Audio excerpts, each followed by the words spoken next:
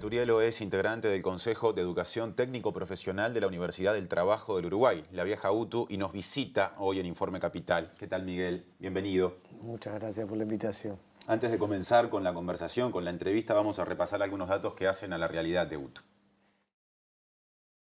En algo menos de 15 años, UTU prácticamente duplicó su matrícula. De un alumnado de 55.000 personas a comienzos de 2005, pasó a las 100.000 que comenzaron los cursos este mes, ya sea en ciclo básico, educación media, superior o terciaria. Las autoridades del Consejo de Educación Técnico Profesional de la Universidad del Trabajo del Uruguay hablan de un crecimiento sostenido, últimamente cercano al 5% anual, que convive con cifras también en alza en la matrícula de instituciones como la Universidad de la República o la Universidad Tecnológica del Uruguay. ¿Qué rol ocupa la UTU en el sistema educativo y cómo diferencia su oferta de las restantes instituciones? ¿Cómo acompaña el proceso de robotización y automatización del trabajo que se evidencia en el mundo entero? El crecimiento del alumnado va de la mano con mejoras en infraestructura y personal en general y personal docente en particular. ¿Cómo se forman quienes se dedican a la docencia en una institución que brinda una oferta tan variada? De estos asuntos ya conversaremos con Miguel Venturielo, consejero de Educación Técnico Profesional, la rama de la Administración Nacional de la Educación Pública de mayor crecimiento en los últimos años. Una realidad que, sin embargo, no impide que se evidencien problemas compartidos con las otras ramas de la enseñanza, como el que surge de la comparación de la cifra de quienes se inscriben anualmente para estudiar con el muy menor número de personas finalmente egresadas. Venturielo, usted hace muchos años que está en la UTU, primero como docente, ahora como consejero, nos estaba diciendo que más de 30 años, ¿no? Sí. ¿Cómo ha vivido este crecimiento, sobre todo sostenido en los últimos 10, 15 años? ¿La UTU ha acompañado este enorme crecimiento de estudiantes en las distintas instituciones? Bueno, sí, digo, es un enorme desafío día a día esto y aparte ya de su crecimiento sostenido, lo que hace que esto va a seguir ocurriendo, ¿no? No es que haya llegado a un techo, ni mucho menos. De todas formas, yo creo que la UTU principalmente allá en el 2005, 2006, 2007, diversificó con muchas opciones educativas, pensando en educación media básica, que fue lo que causó, digamos, interés por ser atractiva, de buscar otra modalidad de estudio. De hecho, se hizo el FPB, que es la formación profesional de base, que estaba hecha para estudiantes mayores de 15 años que habían abandonado el sistema, ingresaban con esa modalidad, que es una modalidad que tiene el foco central en el taller y en el maestro de taller, y las materias, el resto de las materias son convergentes a ese espacio de taller. El ciclo básico tecnológico, después el CEC, que son centros educativos comunitarios, es decir, una diversidad que varía mucho lo que es la media básica en general con el otro sistema que es secundaria, ¿no? Entonces eso fue un primer punto de atracción.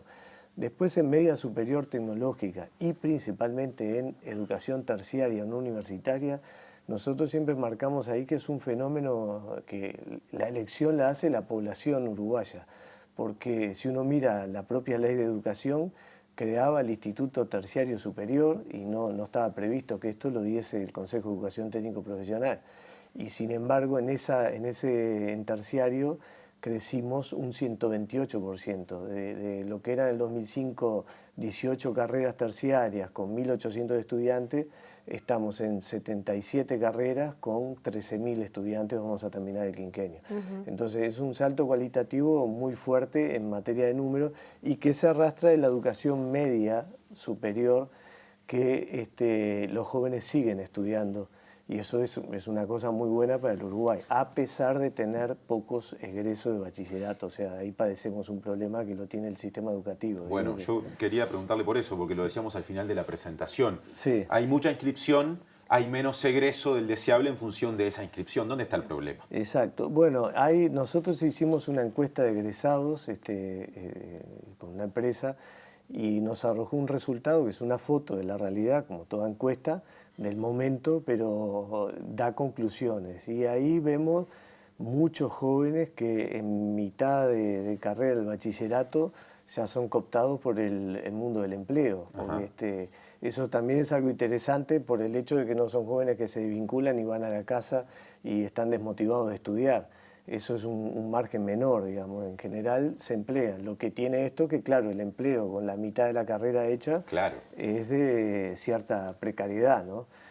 o precariedad, o por lo menos va a ser menos que si tengo el título de egreso.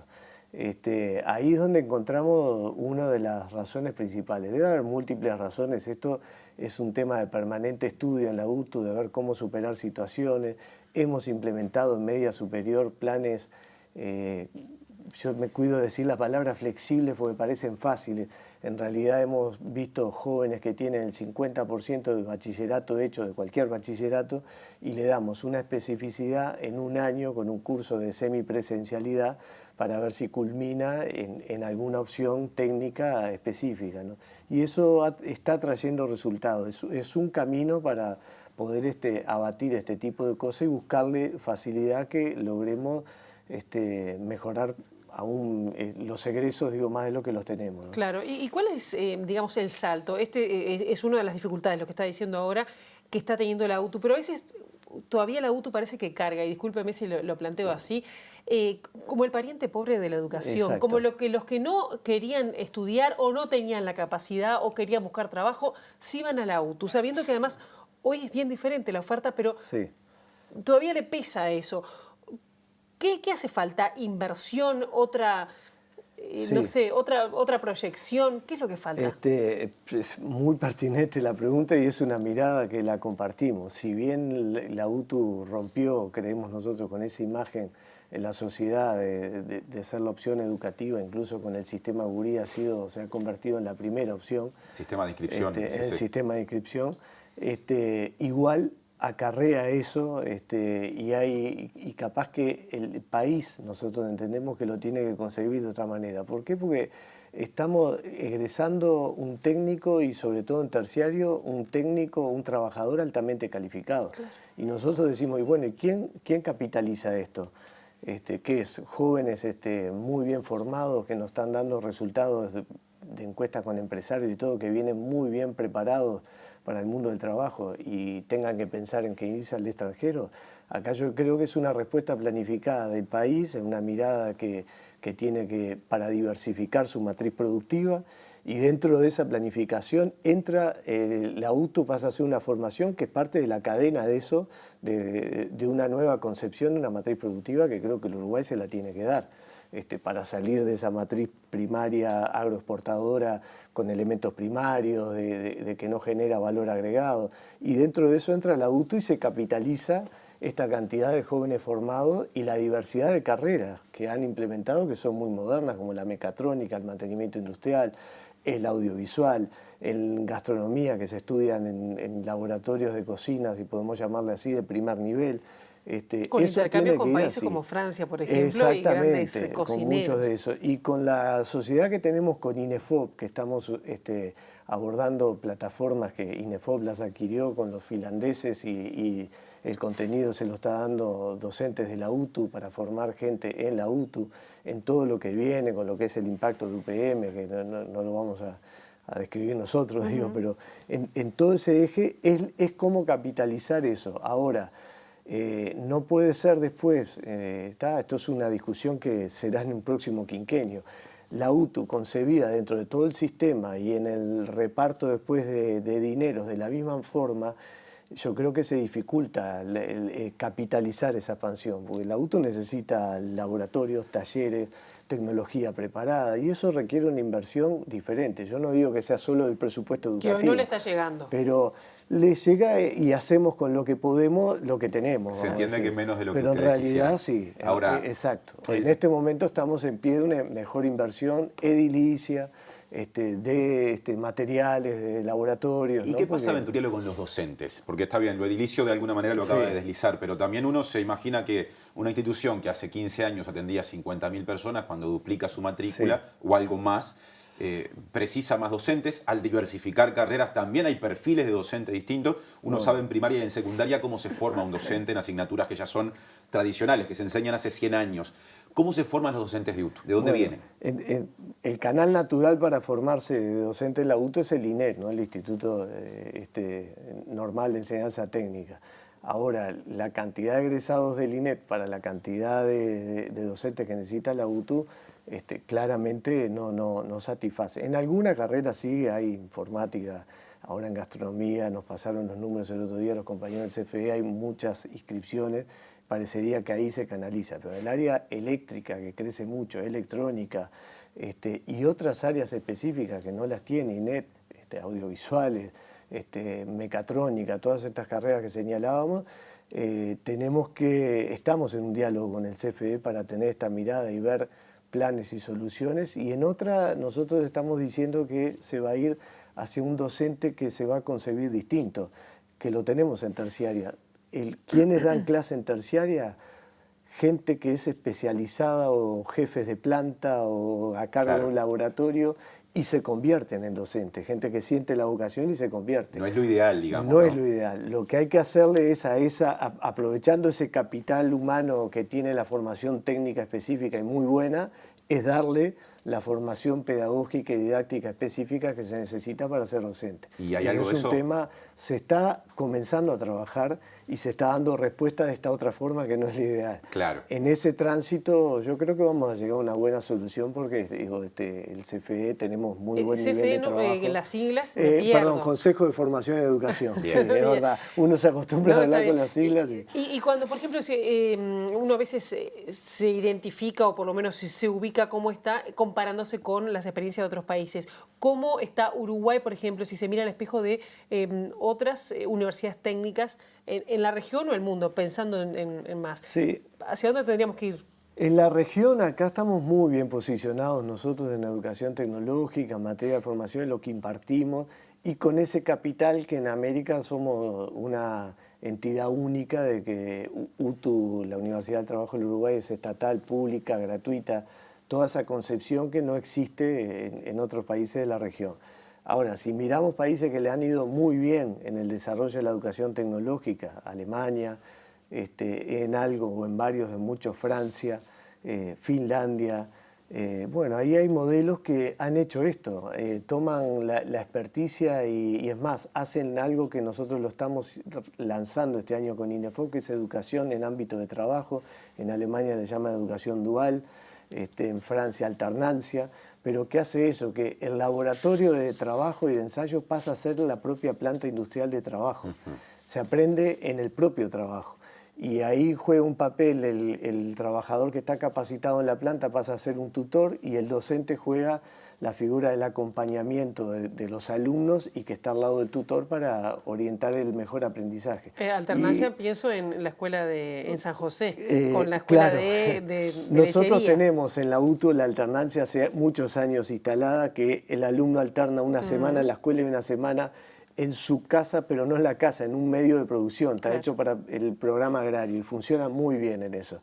Los franceses le llaman al término alternancia, que alternan el aprendizaje entre el centro educativo y una planta industrial o un centro laboral determinado, y los alemanes el dual es porque es entre la empresa y el centro educativo. Pero esos son los modelos que no son imitables tal cual, porque somos muy distintos y Alemania tiene desarrollo industrial que no tenemos nosotros. Pero son modelos a tener en cuenta, y por eso con INEFO, Ministerio de Trabajo, con la UTEC, estamos armando un sistema a la uruguaya de educación que le llamamos en ámbito de trabajo. Usted mencionaba hace un rato, Venturielo, a UPM y el impacto en el centro del país, en la zona en la que estaría la nueva planta, cuya construcción todavía no es un hecho, pero parece encaminada. Algunos actores políticos en las últimas horas y también desde movimientos sociales han cuestionado cómo la instalación de UPM incidiría en algunas carreras dictadas por digamos, organismos públicos como UTU, carreras técnicas vinculadas, entre otras cosas, con la producción de insumos como los que produce UPM, ¿no? Como para generar una cadena allí, y entienden que eso viola la soberanía nacional, teniendo en cuenta que se trata de un emprendimiento multinacional. Dos preguntas en una. ¿Qué compromisos tiene al respecto UTU en esa zona del país, las escuelas que están cerca de donde estaría la nueva planta? Y bueno, ¿qué carreras estarían teniendo esa característica si es que esto está definido? Sí, bueno, digo, yo estoy de acuerdo en esa caracterización, y nosotros la educación no la pensamos ni en sociedad con UPM ni a partir de UPM. Lo que sí hay que ser consciente que UPM, al instalarse en el centro del país, genera un movimiento demográfico desde la construcción de la planta y el tiempo que lleva, que se mueven trabajadores, obreros que van a la planta a construirla con toda su familia, y eso trae que necesitan la educación, la salud, y todos los insumos que le puede dar el país para atender socialmente eso, y ahí hay un plan hecho de la OPP muy estudiado en ese aspecto, que cuando fuimos nos pareció muy pertinente. OPP lo planteaba con o sin UPM, esto trajo un movimiento y es momento de explorar el centro del país y dotarlo de cosas que hoy no lo tiene.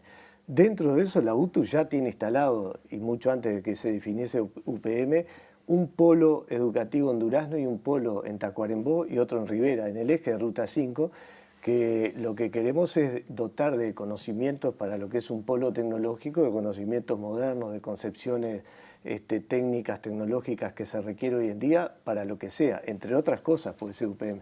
Porque después cuando miremos cuántos hay en UPM que dominen mecatrónica trabajando, y capaz que encontramos con suerte 300 trabajadores el día que la planta funciona, pues es muy automatizada.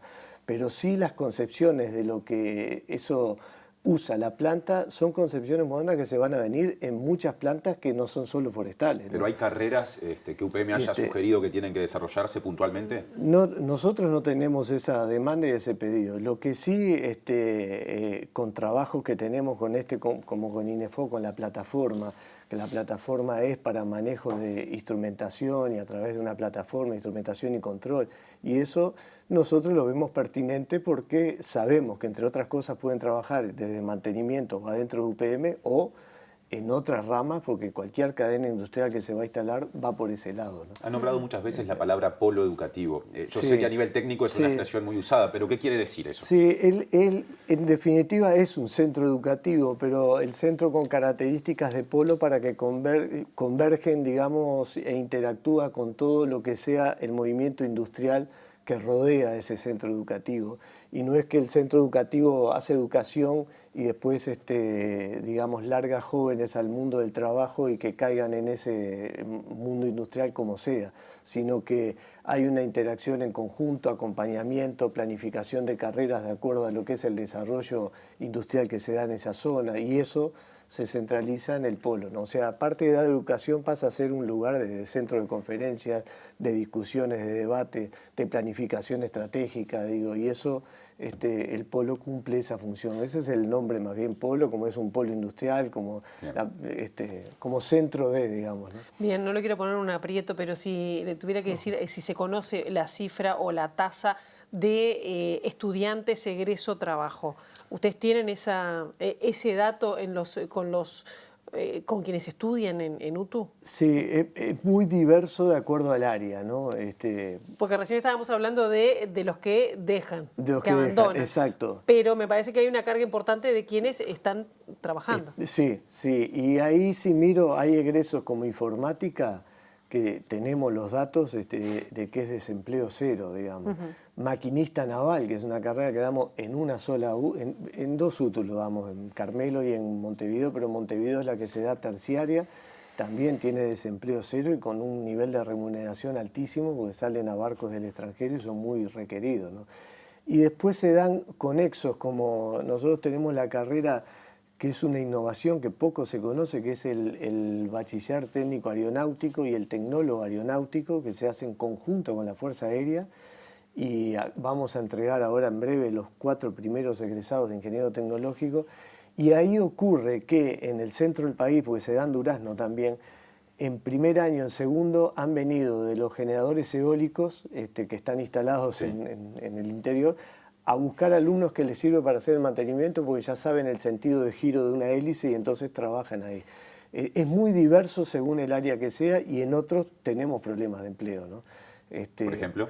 Y yo creo que tenemos capaz que más egresados en el área gastronómica, es una muy buena carrera de UTU, de alto nivel, y el egreso es, claro, en un mini emprendimiento de un restaurante chico, digamos, y después en grandes cocinas, de repente también son jóvenes que migran a barcos, a cruceros, digo, trabajan, pero de repente fuera de frontera, ¿no? Ahí a veces hay que tener un acompañamiento de mucho diálogo con el Ministerio de Turismo, con las cámaras empresariales, digo, porque las planificaciones tienen que ser en la educación técnica, la demanda que se prevé en trabajo, en conjunto con la cantidad de inscripciones que se llama, ¿no? Claro. Porque si no, después se generan desfasajes que generan falsas expectativas. Claro.